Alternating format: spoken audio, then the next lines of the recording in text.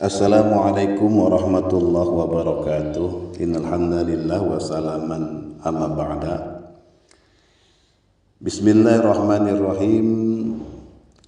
An ba'dil hukama'i man tawahhama anna lahu waliyan awla minallah.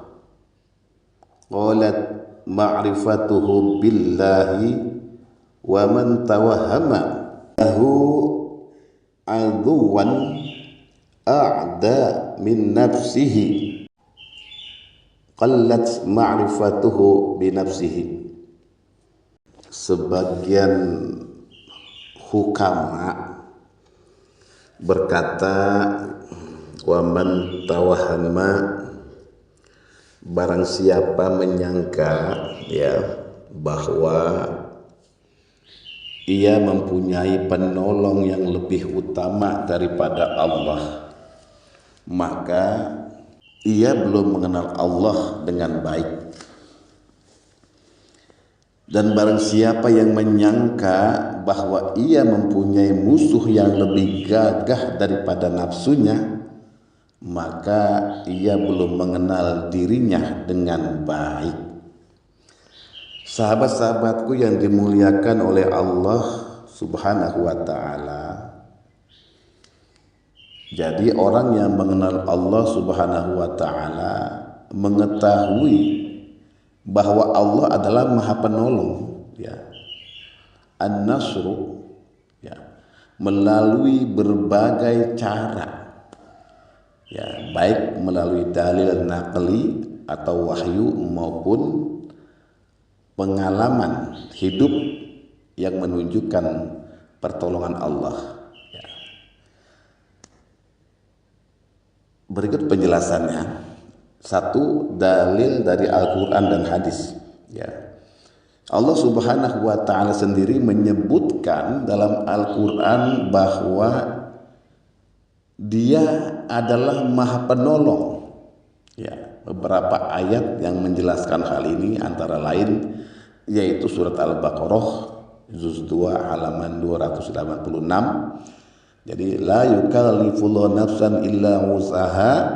Allah tidak membebani seseorang melainkan sesuai dengan kesanggupannya.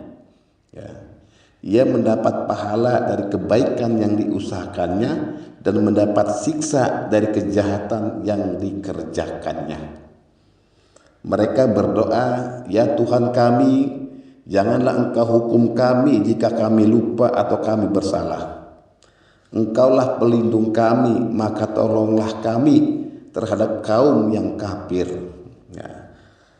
Ayat ini menunjukkan permohonan pertolongan kepada Allah yang merupakan sumber pertolongan sejati. Dan selanjutnya di surat Al-Hajj, fa'aqimus sholah, aqimus sholah wa atuz zakah, maka dirikanlah sholat, tunaikanlah zakat, dan berpegang teguhlah kepada Allah. Dialah pelindungmu, Dia adalah sebaik-baik pelindung dan sebaik-baik penolong. Ada juga hadis Nabi, Nabi juga banyak mengajarkan bahwa Allah selalu menolong hambanya yang berserah diri. Seperti sabda Rasulullah, barang siapa membantu kebutuhan saudaranya, maka Allah akan membantu kebutuhannya. Hadis riwayat Muslim. Yang kedua adalah pengalaman pribadi.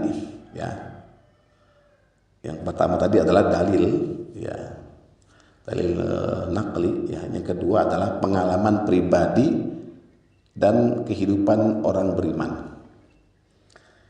Orang yang mengenal Allah, ma'rifatullah, orang yang mengenal Allah seringkali menyaksikan bukti nyata pertolongan Allah dalam hidup.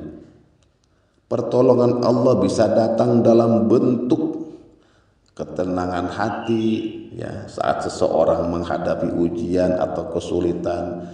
Allah memberikan rasa tenang dan keyakinan bahwa semua akan baik-baik saja. kemudahan dalam kesulitan, ya Allah seringkali memberikan jalan keluar yang tidak disangka-sangka, sebagaimana disebutkan dalam surat At-Talaq ayat 2 sampai 3 ya. Surat At-Talaq. Jadi wa may yattaqillah yaj'al lahu makhraja wa yarzuqhu min haitsu la yahtasib. Barang siapa yang bertakwa kepada Allah, niscaya dia akan mengadakan baginya solusi atau jalan keluar dan memberinya rezeki dari arah yang tidak disangka-sangka. Yang ketiga adalah keyakinan dari sifat dan asma Allah, ya, asmaul husna. Dalam asmaul husna Allah disebut An-Nasr, Maha Penolong, Al-Waliyu, Maha Pelindung, dan Al-Latifu, Maha Lembut. Sifat-sifat ini menjadi bukti bahwa Allah selalu menolong hambanya sesuai dengan kebutuhan mereka, bahkan dalam cara yang tidak disadari. Gitu. Yang keempat adalah kisah para nabi dan orang-orang soleh. Banyak kisah dalam Al-Quran dan hadis yang menunjukkan pertolongan Allah kepada hambanya. Misalnya, ya, kisah Nabi Musa alaihissalam saat dikejar oleh Fir'aun dan tentaranya. Allah membelah laut untuk menyelamatkan Nabi Musa dan Bani Israel, ya, di surat Asy-Syu'ara. Ya, kisah Nabi Muhammad SAW saat dalam perang Badar, di mana Allah menurunkan pasukan malaikat untuk membantu kaum muslimin yang jumlahnya jauh lebih sedikit. Itu terdapat di surat Al-Anfal ayat 9 sampai 10. Ya.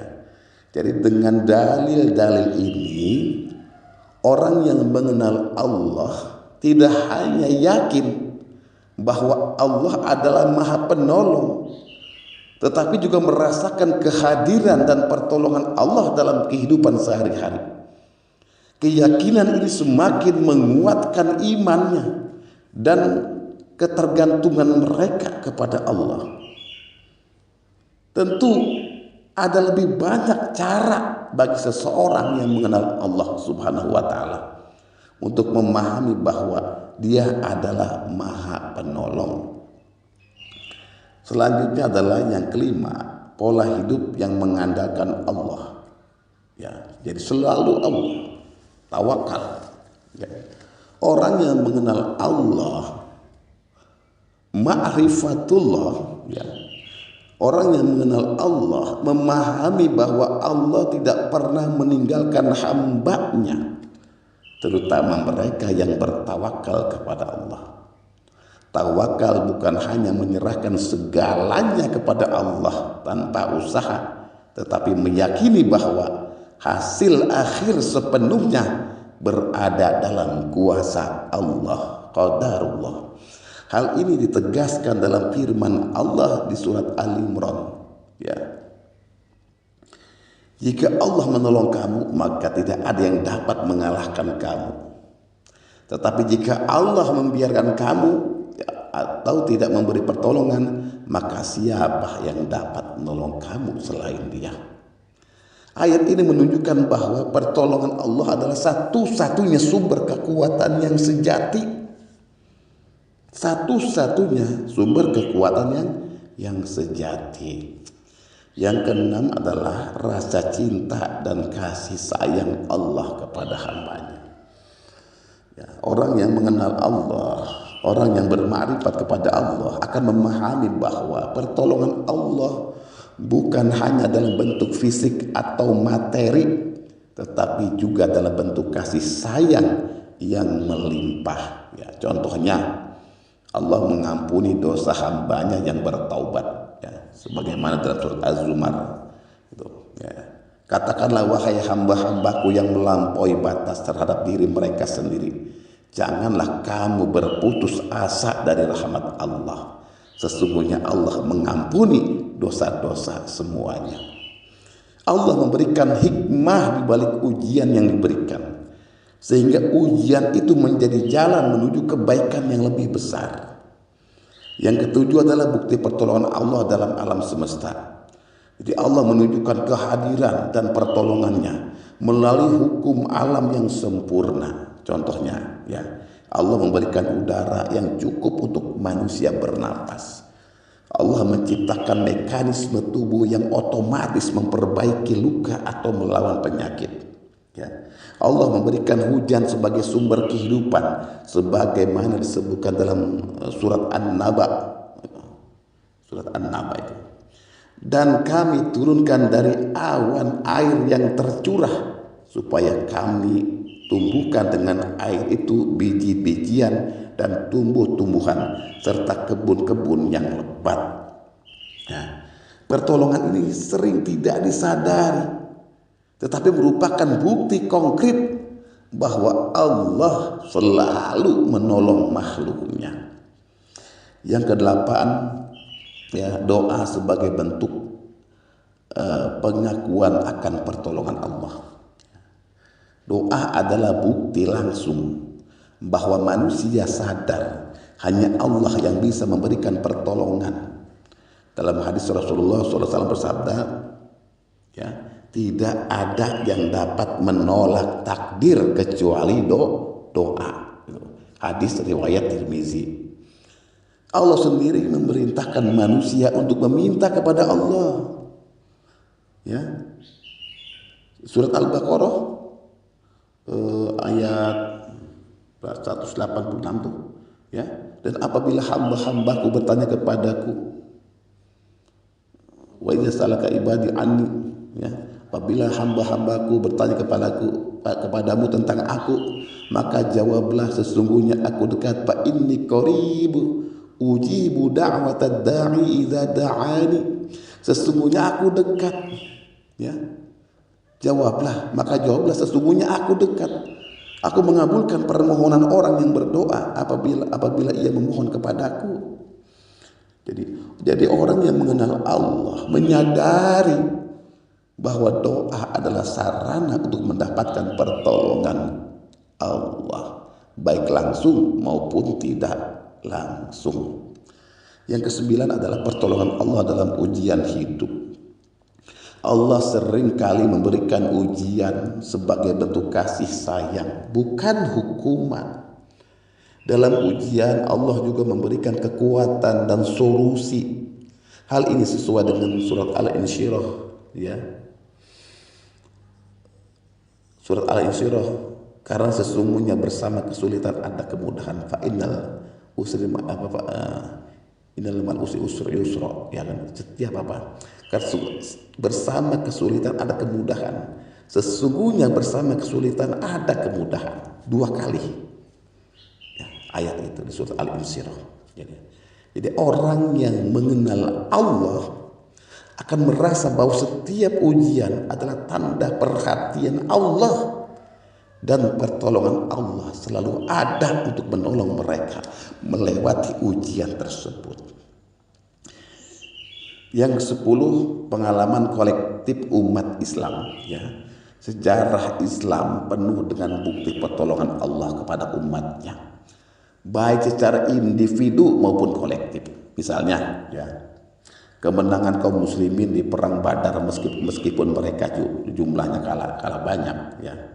Kesabaran dan kemenangan Nabi Ibrahim alaihissalam ketika dilempar ke dalam api, namun Allah menjadikan api itu dingin dan menyelamatkan beliau. Ya annarukuni barda wa salaman ala Ibrahim. Surat Al-Anbiya ayat 69. Terus kisah-kisah ini menjadi pelajaran bagi orang-orang yang beriman bahwa pertolongan Allah tidak pernah terputus selama hambanya beriman dan bertakwa.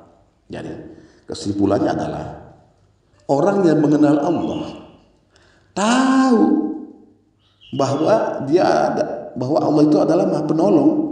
Ya, orang yang mengenal Allah itu tahu bahwa Dia adalah Maha Penolong. Allah itu Maha Penolong.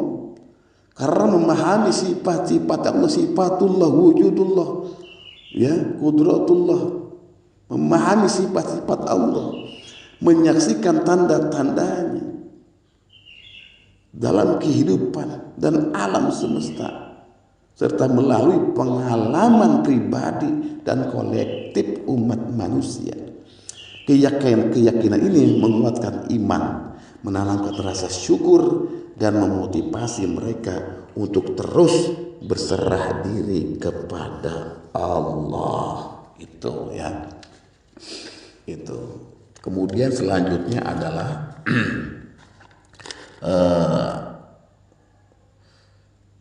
maqalah yang selanjutnya, yaitu dan barang siapa yang menyangka bahwa ia mempunyai musuh yang lebih gagah daripada nafsunya, ya.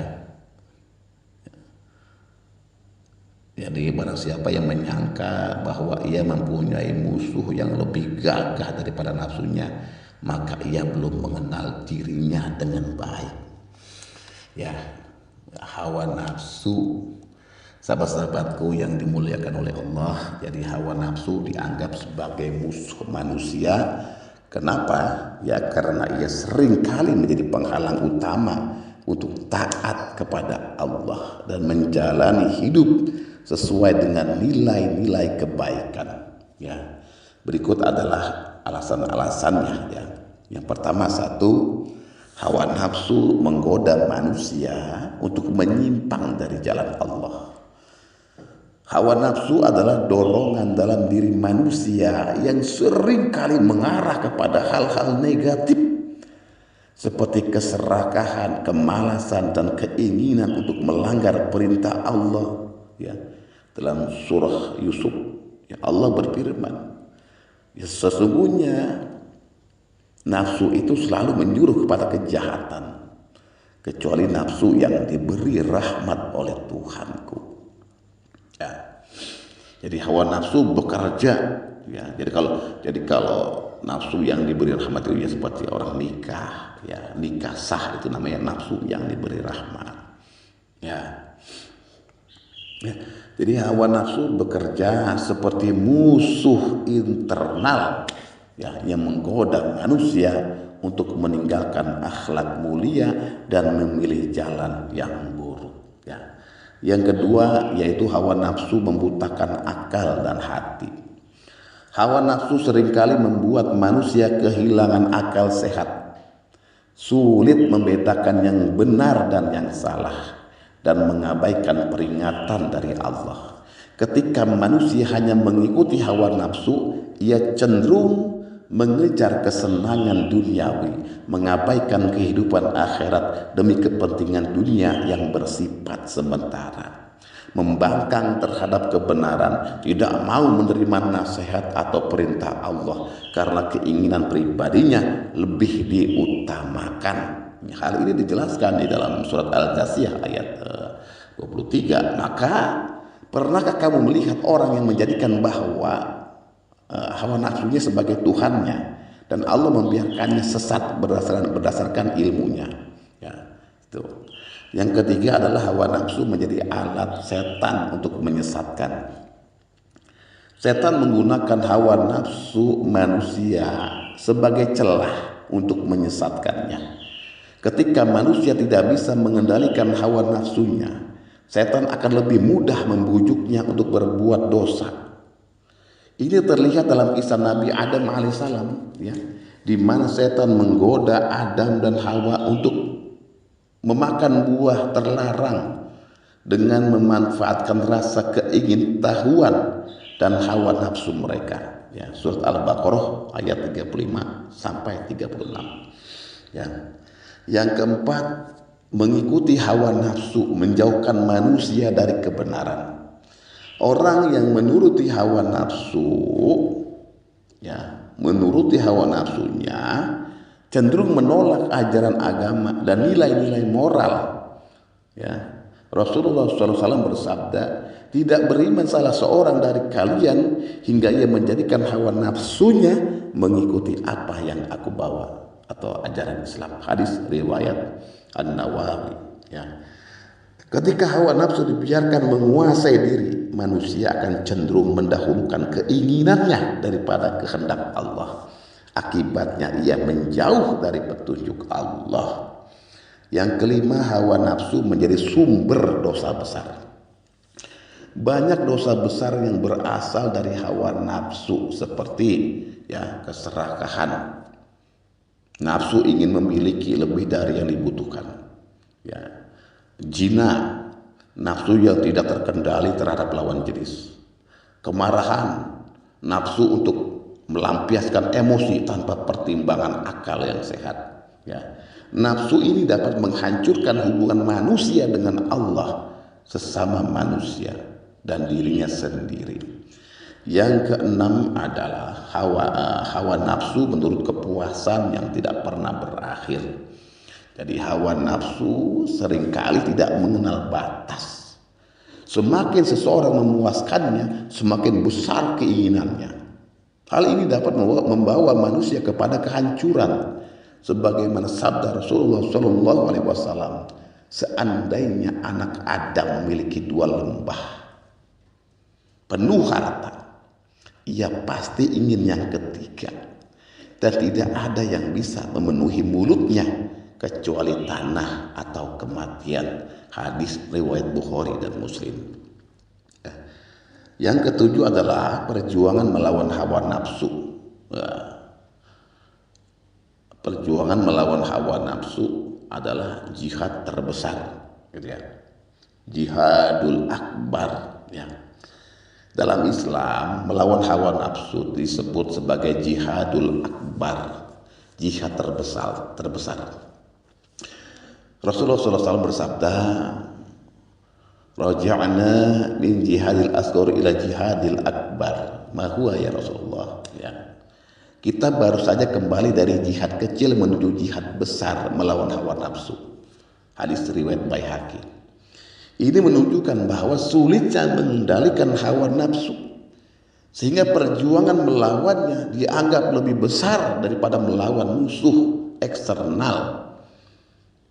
Yang kedelapan adalah hawa nafsu adalah bagian dari ujian kehidupan. Allah menciptakan hawa nafsu sebagai ujian bagi manusia. Orang yang mampu mengendalikannya akan mendapatkan derajat tinggi di sisi Allah. Ya.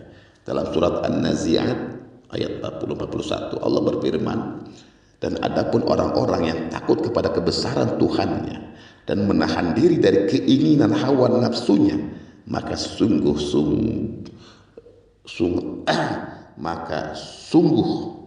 surgalah tempat tinggalnya. Ayat ini menunjukkan bahwa mengendalikan hawa nafsu adalah jalan menuju kebahagiaan di dunia dan kebahagiaan di akhirat.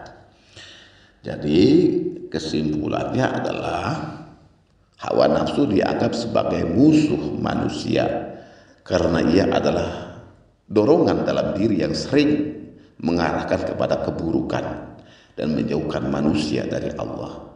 Namun dengan usaha, doa, dan kesadaran akan pentingnya pengendalian diri, manusia dapat melawan hawa nafsunya dan mencapai keberhasilan dalam hidup di dunia dan di akhirat. Mengalahkan hawa nafsu adalah bagian dari perjalanan spiritual untuk menjadi hamba yang lebih dekat kepada Allah Subhanahu wa taala. Demikianlah, semoga bermanfaat. Tafaqum bihadza ihdinas siratal mustaqim. Wassalamualaikum warahmatullahi wabarakatuh.